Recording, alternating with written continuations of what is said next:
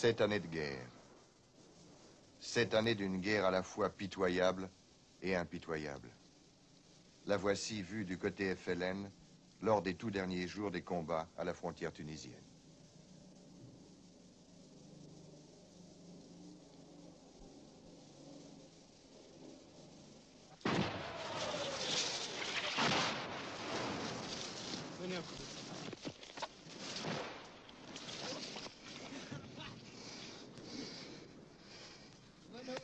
Ah non.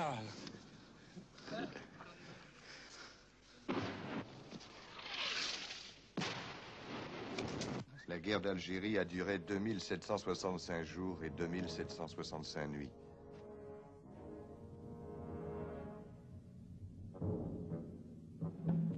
Voici comment, du côté de l'ALN, le cessez-le-feu a été proclamé.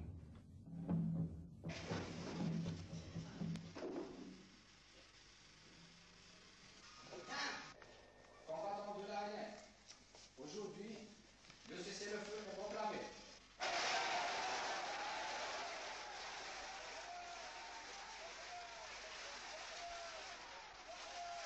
Le cessez-le-feu n'est pas encore la paix. La paix n'est pas encore l'indépendance et l'indépendance n'est pas la révolution. C'est dire que la lutte continue, plus âpre, plus complexe, plus subtile que jamais. Ce cessez-le-feu, Bab el-Oued ne veut pas l'entendre. Bab el-Oued, le quartier des prolétaires européens d'Alger, devient une ville insurgée et assiégée.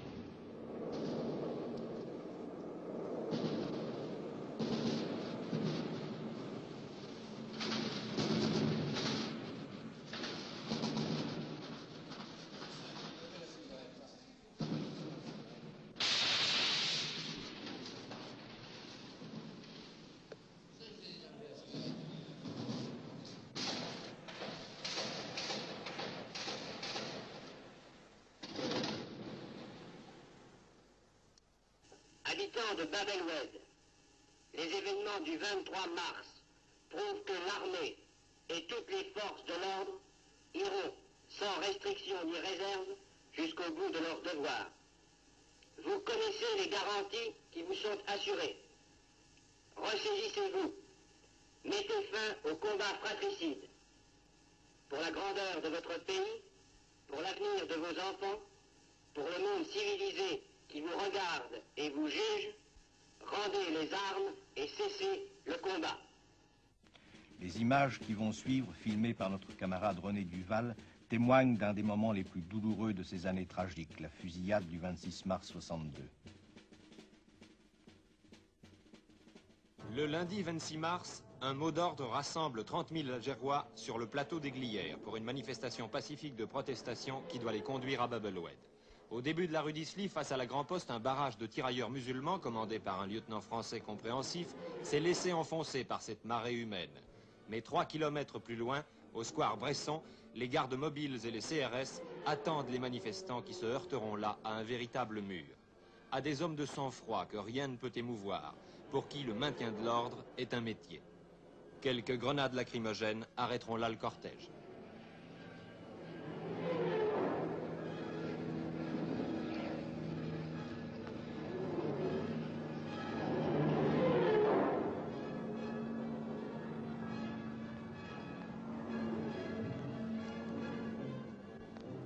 Cependant, au début de la rue d'Isly, la fin de ce cortège va se trouver coupée par le barrage qu'un ordre impératif rétablit. Les soldats musulmans commencent à s'énerver. Soudain, d'un balcon, 2 coups de feu vont claquer, comme un signal, et ce sera la fusillade.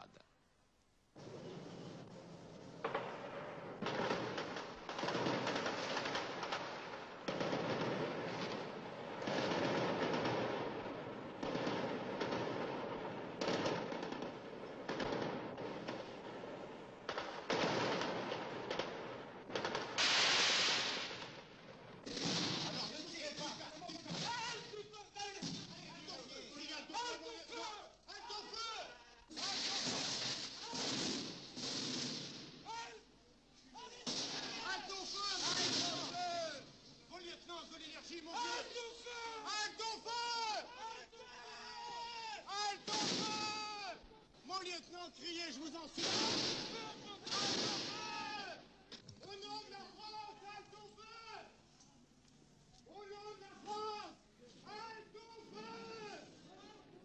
46 morts et près de 200 blessés.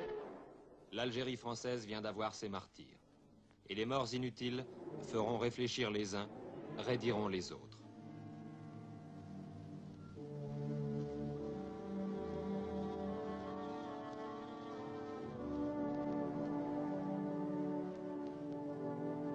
Le coin de la rue d'Isly et du plateau des Glières est devenu un lieu de pèlerinage.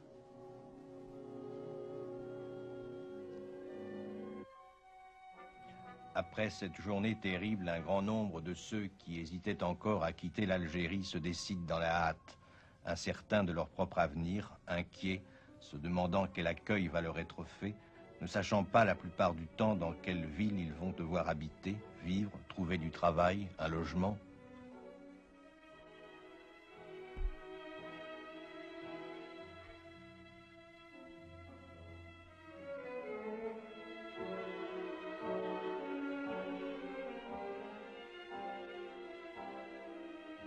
Mais qu'est devenu Bab el-Oued?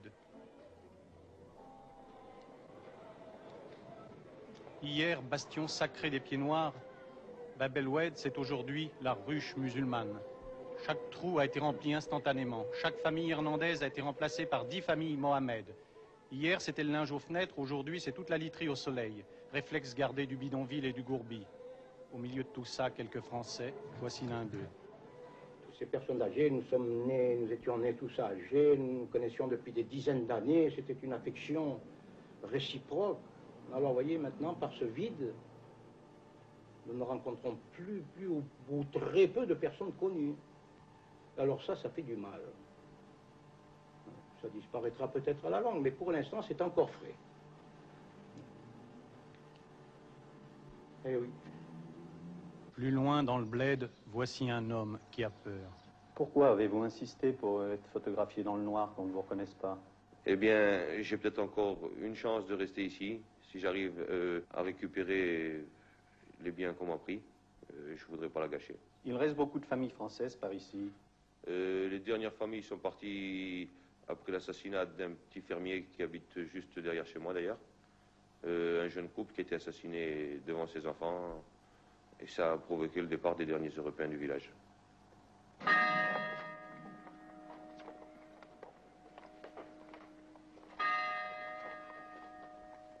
100 kilomètres encore plus loin, 2 autres fermiers viennent d'être assassinés. De toutes les fermes à la ronde, les Européens sont venus.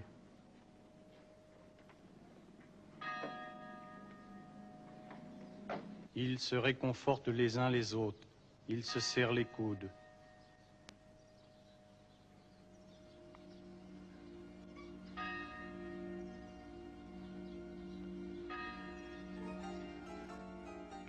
Chez certains, pourtant, l'espoir est encore vif.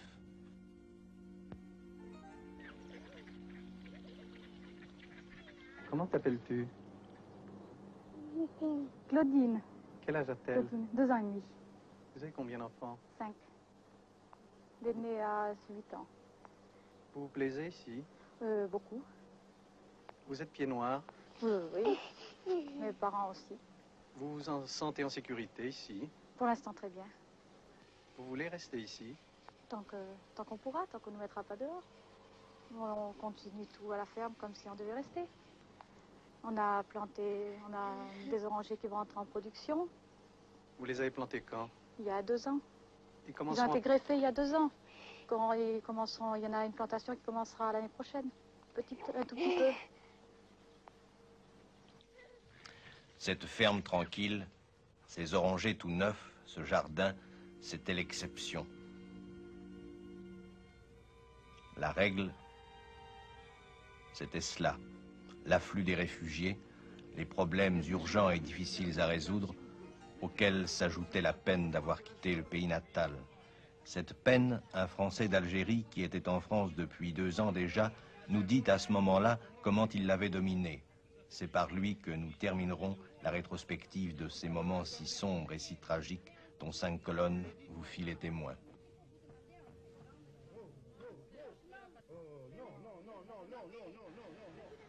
Je pense, moi, que d'un autre côté, il faudrait, si vous voulez, éviter de les grouper. Vous voyez, il faudrait, si vous voulez, les séparer, les mettre au milieu de Français de métropole, de telle sorte qu'ils soient, si vous voulez, amalgamés. Parce que si on les laisse grouper dans un endroit, il est bien évident qu'ils vont constamment ressasser cette idée de terre perdue, etc. Il faut les mélanger, il faut absolument qu'ils s'assimilent. Mais eux ont tendance à se grouper. Mais c'est normal qu'ils aient tendance à se grouper. Des gens dans le malheur se groupent toujours, monsieur. Les Français de métropole, lorsqu'ils ont été chassés par les Allemands et qu'ils sont venus en zone libre, croyez-vous que les gens d'une même région n'ont pas eu tendance à se grouper? On parle du pays, on parle des morts qu'on a laissés. C'est quand même agréable. Il n'y a pas de raison que les Français d'Algérie ne fassent pas de même chose. Mais il faut essayer de lutter contre ça. Il faut essayer de lutter contre ça, je crois. Je crois. Et ça vaut mieux pour tout le monde. Vous savez, après les enfants, mon Dieu, ma fille, moi, se mariera peut-être avec, certainement, avec quelqu'un de métropole. Puis les enfants se grandissent, se marient avec un métropole, puis c'est fini. Puis on oublie. C'est malheureux ce que je vous dis. Vous avez oublié, vous?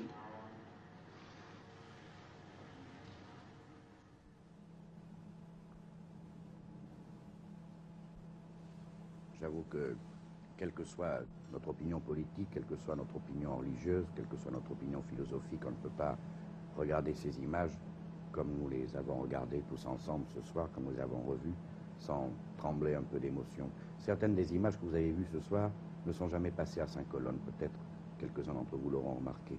Eh bien, c'est précisément parce qu'au moment où nous les recevions, et dans la conjoncture qui était la conjoncture passionnelle, il faut bien le dire, de l'époque, ces images nous semblaient avoir une telle force de choc, une telle force d'impact, que de nous-mêmes, quelquefois, nous avons renoncé à en diffuser certaines. Je crois que Pierre Dumayet et Pierre Lazareff s'en souviennent comme moi.